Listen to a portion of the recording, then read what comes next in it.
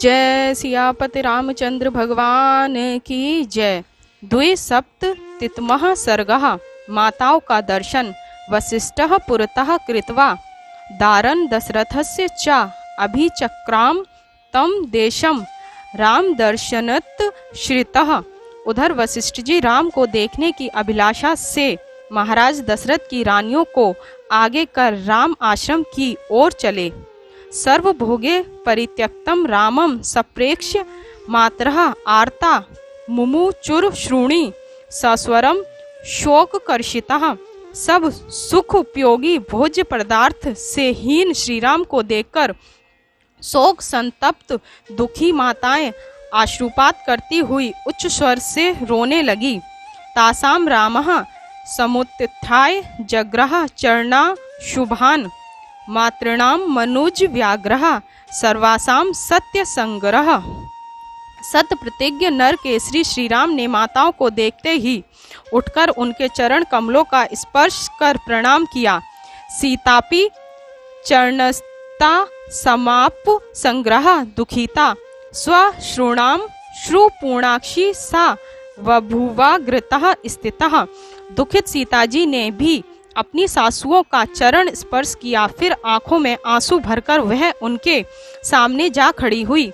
ताम परिष्वज्य दुखार्ता माता दुहित्रम यथा वनवास सकृशाम दीनाम कौसल्या वाक्यम ब्रवीत। दुख से पीड़ित और वनवास के कारण कृश एवं दीन सीता को देवी कौसल्या ने स्वपुत्रीवत हृदय से लगाकर कहा। विदेहराजस्य सुता स्नुषा दशरथस्य चा राम पत्नी कथम दुखम संप्राप्ता निर्जने वने।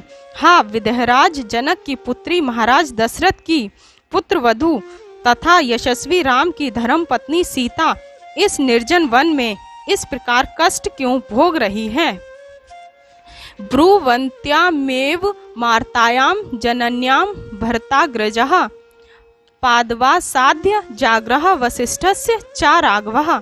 महारानी कौसल्या दुखी हो इस प्रकार कह रही थी कि भरत के ज्येष्ठ भ्राता राम ने वशिष्ठ जी के पास जा उनके चरण कमल स्पर्श किए।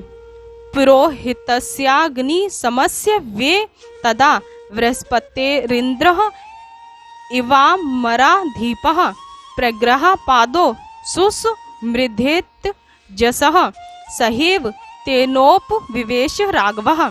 जिस प्रकार इंद्र अपने गुरु बृहस्पति के चरणों का स्पर्श करते हैं, उसी प्रकार तेजस्वी श्री राम अग्नि के समान दैदीप्यमान पुरोहित वशिष्ठ को चरण स्पर्श पूर्वक प्रणाम कर उनके साथ आसन पर बैठ गए।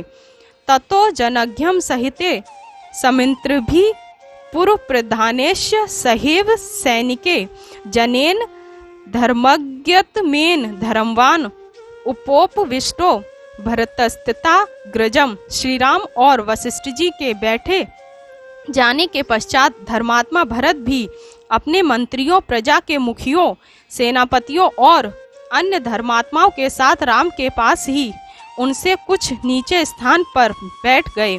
सा राघव सत्य धृतस्य लक्ष्मणो महानुभावो भरतस्य धार्मिकः वृतः सुहृद भिद्देश्य विरेज ध्वरे यथा सदस्य सहितास्त्र योग्यनः। उस समय सत्य व्रतधारी श्री राम महानुभाव लक्ष्मण और धर्मात्मा भरत अपने नगरवासी सुहृदों से घिरे हुए इस प्रकार शोभायमान हो रहे थे, जैसे यज्ञ में ऋत्विजों के साथ अग्नियत्र आहवनीय गार्हपत्य दक्षिणाग्नि शोभा को प्राप्त होती है।